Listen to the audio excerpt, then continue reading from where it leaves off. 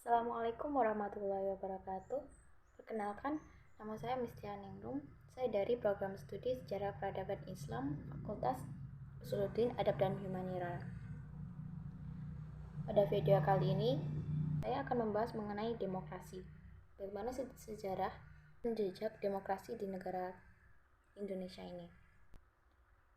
Kita menuju pada pengertian demokrasi.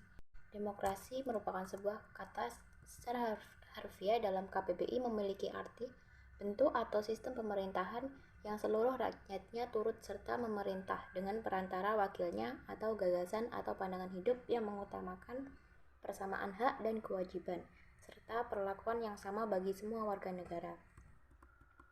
Demokrasi adalah sistem pemerintahan yang dilandasi oleh konsep berpikir dari rakyat, oleh rakyat, dan untuk rakyat.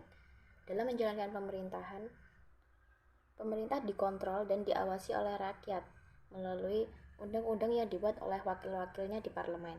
Sistem demokrasi juga mengenal sebuah konsep yang bernama trias politika, yakni di mana dalam sebuah sistem pemerintahan demokrasi terdapat 3 pemisah kekuasaan, yaitu eksekutif, legislatif, dan yudikatif.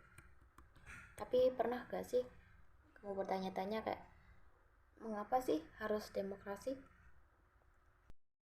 Hal ini berawal dari dilantiknya Soekarno-Hatta sebagai presiden dan wakil presiden sehari setelah kemerdekaan negara Indonesia dideklarasikan, yaitu pada tanggal 18 Agustus 1945. Pada saat itu, pemerintah Indonesia belum mengatur sistem apa yang akan dianut oleh negara Indonesia. Presiden dan wakil presiden pun pada saat itu masih mencari sistem apa yang sekiranya cocok untuk dianut dan dijalankan oleh negara ini. Sistem presidensial pun dipilih oleh Soekarno-Hatta sebagai sistem yang akan dijalankan pada masa awal kemerdekaan. Sistem yang digunakan tersebut berpusat kepada presiden dan wakil presiden sehingga pada saat itu rakyat Indonesia mempercayakan segalanya kepada Soekarno-Hatta. Dalam menjalankan tugasnya, Soekarno-Hatta didampingi oleh Komite Nasional Indonesia Pusat atau KNIP dan membentuk kabinet presidensial. Dengan dijalankannya sistem presidensial ini, timbul kekhawatiran bahwa akan ada absolutisme dari pemerintah.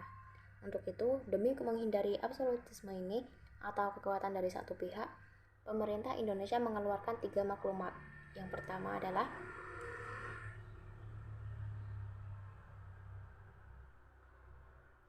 Maklumat Wakil Presiden nomor 10 tanggal 16 Oktober 1945 yang berisikan perubahan KNIP menjadi lembaga legislatif.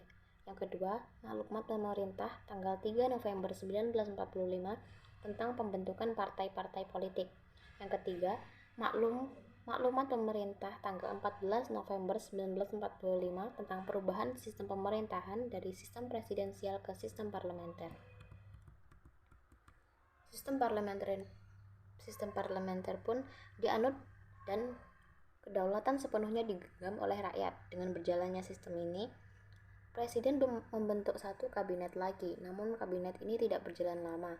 Hal itu disebabkan oleh banyaknya tantangan yang masih harus dihadapi oleh Indonesia, baik dari dalam maupun dari luar negeri. Salah satunya adalah adanya keinginan Belanda untuk kembali ke Indonesia. Kita sama-sama tahu bahwa Belanda sudah menjajah Indonesia pada saat itu. Berbagai perjanjian dilakukan untuk menengahi konflik antara Indonesia dan Belanda,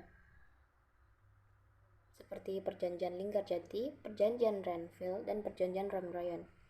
Namun perjanjian-perjanjian tersebut tak kunjung menemui jalan tengah. Hingga pada akhirnya Perserikatan Bangsa-Bangsa turun tangan untuk menengahi konflik antara kedua negara dengan mengadakan konferensi meja bundar. Konferensi ini diselenggarakan di Den Haag, Belanda, tanggal 23 Agustus hingga 2 November 1949. Salah satu dari hasil konferensi meja bundar adalah kembalinya kedaulatan seutuhnya ke tangan Indonesia setelah Belanda yang masih berusaha untuk menguasai kembali negara yang dulu pernah dijajahnya itu. Tentu saja, konferensi ini dianggap sebagai momentum yang penting bagi sejarah Indonesia. Dengan koneksi langsung ke kerajaan Belanda yang dimiliki Indonesia, Indonesia merubah namanya menjadi Republik Indonesia Serikat atau RIS. Pada masa ini Indonesia terbagi menjadi beberapa negara-negara bagian dan sistem kepemimpinan dan pemerintahan pada era RIS pun berubah. Sistem yang dijalankan selama RIS memang membuat posisi Indonesia menjadi lemah. Namun, kondisi Indonesia yang pecah dan terbagi ke beberapa bagian ini akhirnya terlalui dengan umur yang hanya sebentar. Sistem ini hanya berjalan selama 1 tahun. Ada banyak negara bagian RIS yang tidak puas dengan berlangsungnya sistem ini. Negara-negara bagian tersebut mengusulkan untuk kembali menjadi republik. Hingga pada tanggal 15 Agustus 1950, usulan untuk kembali menjadi republik diterima oleh Presiden RIS Soekarno. Lalu pada tanggal 17 Agustus 1950 dengan ditandatanganinya UUD Sementara Republik Indonesia atau UUDS 1950 sebagai pengganti UUD RIS. Sistem republik pun kembali dijalankan oleh Indonesia. Tidak ada lagi nama RIS, tidak ada lagi negara-negara bagian di dalam satu negara Indonesia. Sampailah kita ke sistem yang menjadi pokok tulisan ini, yaitu demokrasi. Sampailah kita ke sistem yang menjadi pokok dari video ini, yaitu demokrasi. Liberal dianggap tidak cocok dijalankan di Indonesia. Berbicara tentang demokrasi, kita tidak bisa lepas dari liberal.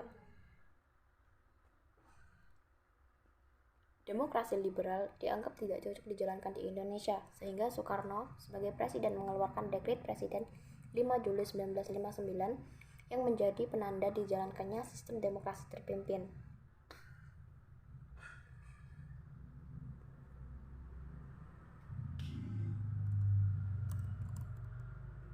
Kemudian, sistem ini berubah kembali seiring turunnya Soekarno dari bangku kepresidenan Indonesia.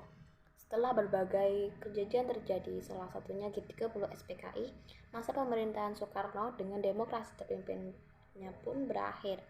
Soekarno pun mengambil alih kursi kepemimpinan Indonesia dengan menjalankan sistem demokrasi Pancasila.